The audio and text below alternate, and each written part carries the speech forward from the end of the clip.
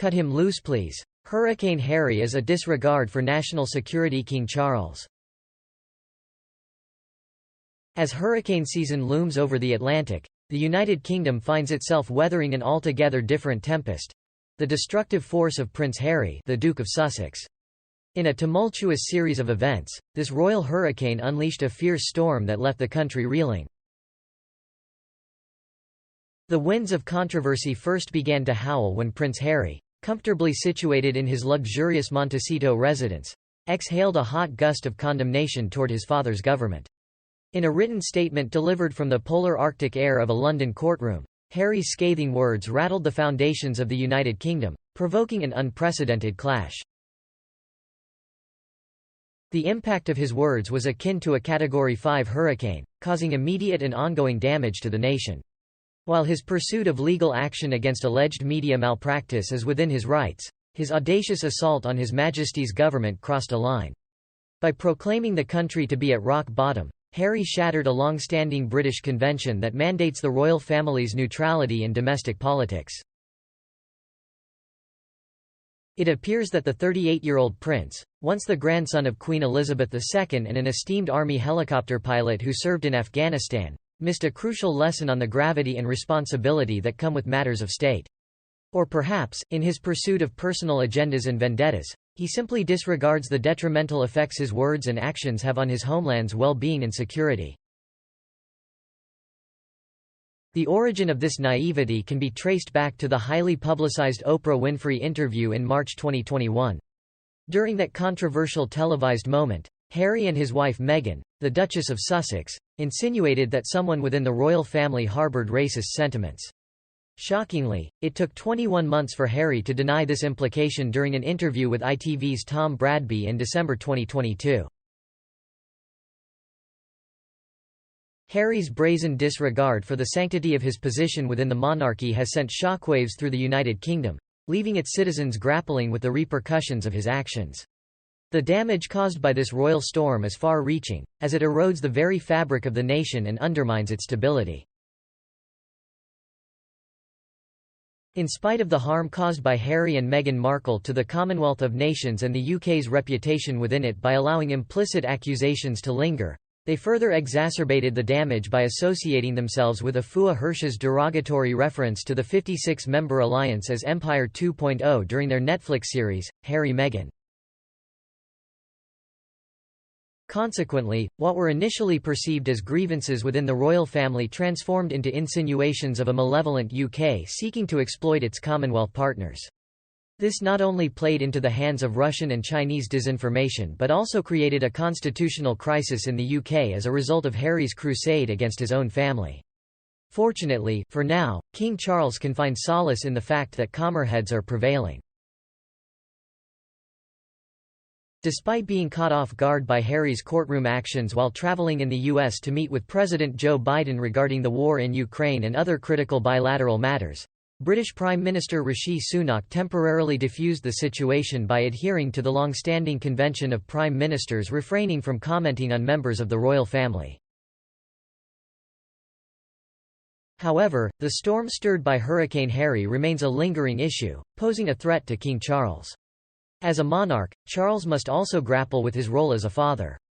It is undoubtedly heart-wrenching for him to witness his youngest son nearly in tears on the witness stand, passionately arguing why his claims of phone and voicemail hacking warrant financial compensation from Mirror Group newspapers.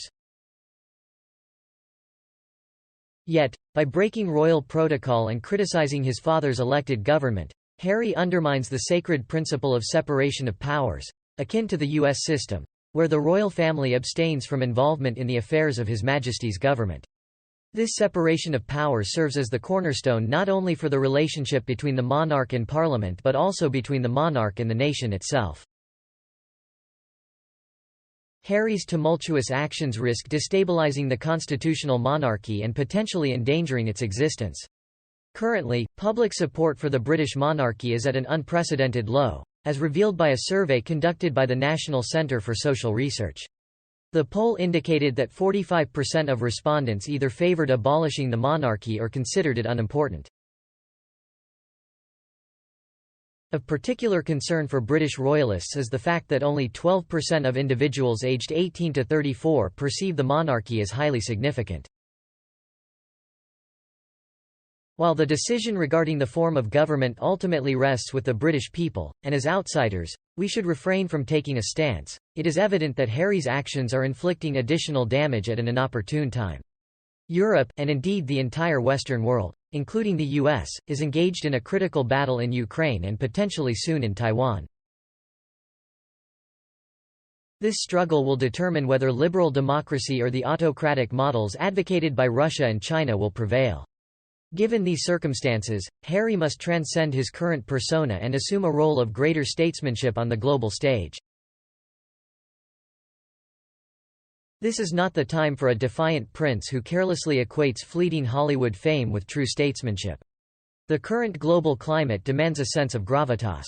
It is inappropriate for Harry to engage in paparazzi-fueled car chases, indulge in high school-like social dramas surrounding his attendance at his father's coronation, or embark on a worldwide privacy tour with Meghan, as humorously portrayed in South Park. Instead, it is crucial for Harry to realize that he can no longer subject his father, and by extension, the United Kingdom and the United States, to the center of his personal storm. The damage inflicted on national security is reaching alarming levels, and its potential consequences may be irreparable. Hurricanes eventually dissipate, but Harry's tempestuous actions have persisted for far too long. Let's be honest. Harry would relish the idea of being significant enough to cause even the slightest damage to national security. Despite my personal dislike for him, the truth is that he has no such influence. The reality is that we simply don't care about him or his wife, and they have become objects of ridicule. We do not expect any displays of statesmanship from him because he is not a statesman. The so-called taxi chase stunt is a source of satisfaction because it exposes the manipulative and pathetic nature of Harry and Meghan to those who were somehow captivated by their Oprah interview. But to claim that their actions have caused hurricane-like damage to national security is absurd. The issue lies in the fact that, by virtue of his birth, Harry has a unique platform from which he can voice his opinions. While the majority of critical thinking individuals immediately dismiss him as a privileged eccentric, there are segments of the population, such as the undereducated, radical types, and non-critical thinkers, who believe his words because they perceive him as having insider knowledge or see his validation as a confirmation of their own worldview. He inadvertently provides motivation and figurative ammunition to these fringe individuals, allowing them to direct their unfounded grievances towards the government and the British royal family, while also lending a false sense of legitimacy to their claims. It is difficult to gauge the extent of the potential repercussions caused by his incitement of the Taliban or his attacks on his own father. It is concerning to consider what kind of obscure threats may have been thwarted by the efforts of MI5 and law enforcement as a result of his actions. Thanks for watching. I hope you found this video informative and enjoyable. Don't forget to like and subscribe for more content, and let me know in the comments what you'd like to see next. See you until next time.